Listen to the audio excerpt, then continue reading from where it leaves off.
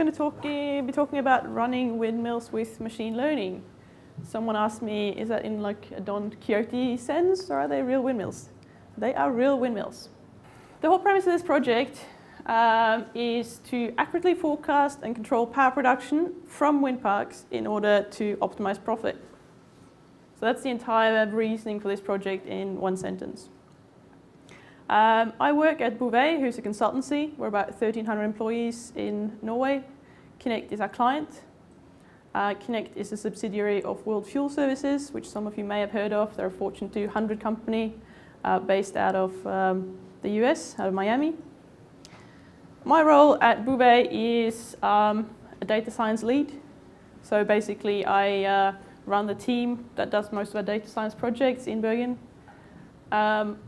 I myself should not be called a data scientist. There are bigger brains than me on this project. So there's about 4 of us who's working on this, just to set the context. I'm actually going to use quite a bit of time to set the context for this project so they can understand why we're doing what we're doing and how. So we're going to start really basic. Has everybody seen a windmill? All right. It's got big blades, they go around, the wind blows on it, and that kinetic energy, that gets transformed into electricity. And then the electricity goes into the grid and powers all of our appliances, lights, etc., etc. For windmills, wind is quite important. And wind is not at all predictable. Now, according to the data sheet that comes from a windmill manufacturer, production works like this. You have a cut-in speed. So there needs to be a certain amount of wind blowing, a certain velocity, meters per second of wind, before that windmill starts turning. And that's around 3 meters per second for this particular data sheet.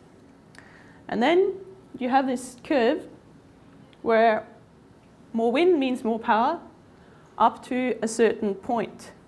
And that point is called the rated power. That's how fast the actual blades on the turbine can go around. They can't go any faster, or things will start falling apart. They'll start breaking off. And the breaking off point is the point at the end here. That's the cutoff speed. After that, they shut down the windmill. You can't produce anymore. It's too dangerous. Blades will go flying. Animals and houses and buildings will die. So we stop it. But this is called the nominal power curve. This is how an ideal windmill behaves under ideal conditions, which may or may not look anything like what an actual windmill produces under actual conditions. All this electricity that gets produced gets put into the market. And every wind farm operator, and actually every electricity producer in Europe, has to nominate. They need to have the right amount of electricity in the grid. If there's too much, you start frying things. If it's not enough, you start experiencing blackouts and brownouts. So being able to tell how much you're going to produce tomorrow means that the European Network of Transmission System Operators for Electricity, or TSO, as I'm going to refer to them from now on, the TSO knows, okay, I need to get some more, you need to produce some more, and so the profit margins are different, and this is where the market gets kind of complicated. And when the market gets complicated, basically there are profit margins, and they are bigger for those who can navigate that market really well. Now, in the same-day market, which is not to be confused with the nomination market or the day before market, in the same-day market, the imbalance market, you get priced for each 15-minute unit. And that price fluctuates constantly, sort of like a stock market. And so the pricing in this imbalance market is basically that the biggest deviation from zero in a 15-minute period is the price that you're going to get for the whole period. All right, so there's a little example here. If at 11 the price is 125 euros per megawatt hour, and at 11:08 it's 140 euros per megawatt hour, and you're like, yes, let's produce as much as we can, spin up all the turbines, we're going to make good money. And everybody does that. Price dips well below zero, minus 141, and you actually have to pay to put electricity into the grid. So it's a very strong disincentive to produce, and you go into shutdown. And again, if you can operate in this market, if you can trade in this market, if you can trade better than your competitors in this market, then there's money to be made. So we have Windmill, we have the production, we have the two markets, and we have weather. But the basic equation for Connect is this. Once they have the power curve and they have the weather forecast, they can have a production forecast, and they can say we're going to be creating this much. And if they hit that forecast, that's great. But if they overproduce, especially, they get penalized. And also, if you overproduce, that means you run your turbines, you're getting a negative price, and also your turbines get worn out faster than they were supposed to. Maybe you don't get the maintenance windows at the right place. That's the context. I mean, that's the setting for this project, right? Well, we have these sort of three areas where we can start working on, that we can start refining. You know, we can improve the weather forecast. We can improve the production curve. We can, to some extent, we're not going to improve the market, but we can model the market. And in modeling these things and improving these things, we might enable Connect to trade better in the energy market. This is basically most of the things that we're going to be doing with it. And the first thing is the weather forecast. So weather forecasts, they are based on numerical models. They're based on quite static, and quite big and very public models. These are the same models that are being used for different weather service bureaus across Europe. They are numerically solved. So basically, they're solved for a grid. The resolution of that grid can vary, but normally somewhere around like for each square kilometre. And this is based on yesterday's weather, last year's weather, what they're measuring right now, and they feed that into a giant static model, and out comes predictions, forecasts, how the weather's going to be tomorrow. These are 3 different runs of that model for 3 different days in the year. As you can see, this first run, that went pretty well. The forecast is the strong line, and the measured are the squiggly lines. And that went pretty well. And this other day, that went not too bad. And that third day, which was a day in September, I think, at some point, it just went terrible, like all over the shop. Nothing happened the way it was supposed to. So there's a lot of inaccuracies in weather forecasting. And when we're looking at a wind farm, which is quite a small area, with actually quite a changed topography, or topology, sorry, we see that those inaccuracies can, to some extent, be modelled for that small area. You might have ultra-local weather phenomena. You probably all experienced this, where you're on this side of the street and it's raining, on the other side of the street there's sunshine. And you might have bad temporal resolution. So wind forecasts are typically produced per hour. But we have turbines that spin the whole time for that hour. And the average doesn't really matter, it's every minute matters. So we start correcting this. We start correcting the numerical weather predictions. First of all, it's static factors, right? We have things like dirty wind. Does anyone do any sailing here? Yeah, so you know what dirty wind is, right? It's basically the lots of turbulent things that if you put dye in the wind, you could see all these little twirls and whirlpools and things in the wind when a sailboat, or in this case, a windmill, has stopped the wind, has changed the wind, right? Just, times a factor, and that will correct the model. And then we have the measured conditions. Wind turns out to very rarely be constant. It tends to always shift. And other atmospheric conditions, right? Humidity, clouds, sun, whatever's going on with the weather right there. And here we implement some quite simple learning algorithms. And if you've done any machine learning, you've probably done similar algorithms to these. It's fairly simple, sort of learning about outliers, doing outlier detection versus operational state. Obviously, we have years and years and years of weather forecast data, but we do not have too much in terms of operational data to compare with. We use sort of more complex learning algorithms to start learning from previous production versus previous forecast versus previous measure, etc., etc. So we start feeding in more and more features into these algorithms to try and learn them. Okay, if you get this data, what is going to happen? How is this going to work? So that's improving the weather.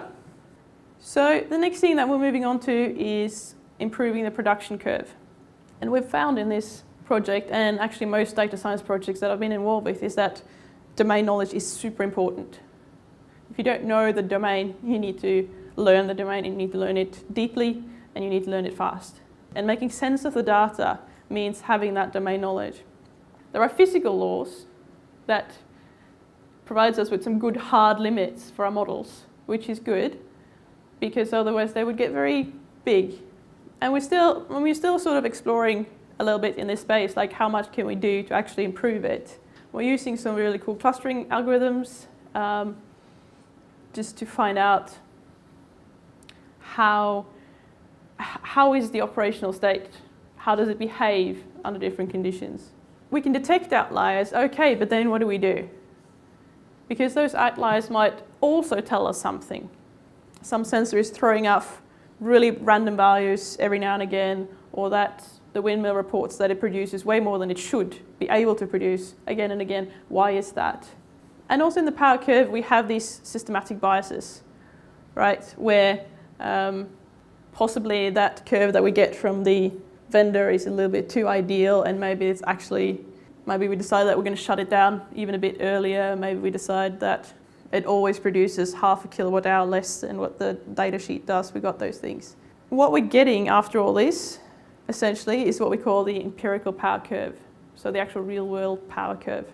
Each wind farm might have anywhere from like 10, 12 turbines to a few hundred. The two farms that we're working with initially, they have about 30 each. And so when you start aggregating this to farm level, then you get like yet another layer of really interesting data points, data sets, masses of data, lots of data. And that's where we sort of start using neural networks to start learning how it works and to start giving us those predictions. And then we have the market, so predicting the market. And for us, this space is largely unexplored. There are a few things. So when we know that when there's a sharp dip in prices, there tends to be a sharp rise afterwards. That almost always happens. So we have these sort of like a few behaviors that are very easily modeled, very easily to account for. We might do something more in this space, but we're sort of moving into a space then that's similar to sort of stock market trading or robot trading, and it's essentially a whole new set of problems with a whole new set of exciting data. We're able to improve the weather forecast by quite a bit, actually, as it turns out. We're able to deduce or work out that empirical production curve pretty well on turbine level, really well on wind park or wind farm level. And now for the technical implementation. One of the things that we're using for this project that you might not know of is a data hub called Sesam. We actually built Sesam for another client to handle a large number of integration and data streams. And we didn't really find a tool that would do that for us. And that's been split out into a separate product. And as it turns out, it was a really good fit for this project as well. And so these little red triangles are basically endpoints. And you can see how data comes in and out. If they're API, we're getting some data through FTP, we're getting some through some APIs, we are even integrating with some SOAP web service stuff. And this tool basically does some sort of small transformation, moving it into data formats that are sort of unified from CSV to JSON, things like that. But basically what this is doing is it's taking all of our data, it's controlling all of our data, bringing in all the data, and then pushing them on into Azure. And we're taking in things like weather forecast, the wind farm production, all the operational status, all the climatology, we're actually taking also in something called curtailment. So it turns out if you produce too much, the TSO can actually tell you to shut down, and you have to do it. And we're using Cosmos DB as a sort of interface against that lake. We started out using the MongoDB interface to Cosmos DB because we thought that was going to be fun to work with, and it was for a while, but then we started getting big data amounts in it, and the aggregation didn't work. And so now we're using the SQL Server interface, and we have other problems. So I'm not sure if this is mature technology just yet. If anyone has used any of these technologies, please come see me, because can I pick your brain, please? But what we're doing here is we're storing the data for long-term storage. We're getting about 1 or 2 gigabytes from each wind park each day. So it's not big data, it's medium-sized data. But once you try to feed all that into, especially during the training phase of models, it turns out it's fairly big. And we're using Python to build up model pipelines that can give us essentially the out data that we need. So obviously there's a clean data that just goes out, becomes accessible through some APIs so that you can do explorative analysis on it. We do some data exchange between the wind parks and with the other operators, with the external providers. We do dispatch down via this, so the system actually decides that, oh, you know what, we should shut down the windmill because we're getting penalized for producing things right now, so we do shut down the windmill. And obviously we do give out this, the forecast, the main thing, which is not actually on the slide, but the actual forecast itself that goes out and then gets sent into TSO for the nomination. So that's essentially the technical solution. Because it turns out that the production from these wind farms has been pre-purchased for many years moving forward by a consortium of very big companies. Very large, very well-known companies with very excitable PR divisions. They are so large and so excitable that I'm not actually allowed to mention them, but essentially the main risk for this project is bad publicity. And we get emails like this, and it's quite poetic actually, where it's like, "Dear all, today the young sea eagle has left the nest. DT bird on turbine 28 is unfortunately not yet in place. We decide to stop T9, T30 and T31 to protect the bird. Best regards." So that's kind of cute. But what he's referring to here is actually cameras on the windmills that can pick up eagles in the area and shut down. So we're not involved in that part of the project. But there are bats. So we have flocks of bats that come through this area every now and again. And we're actually looking at training models to predict when the bats are coming through, so that we can send a signal to shut down because of bats. So yeah, that's the bat signal. If you want to take some learning from this project and apply it to your own project or your own client or wherever, I think at the core of every business, there are fairly simple equations. You know, we produce something and it has a margin and that's our profit. And if you start looking at the data, you can start sort of finding out what are those data, where do they come from, can we refine them, can we work on them somehow, can we make those margins a little bit better. I think a lot of companies can actually use machine learning in this space to get those equations a little bit more refined and yeah, get those margins a little bit better. That's me.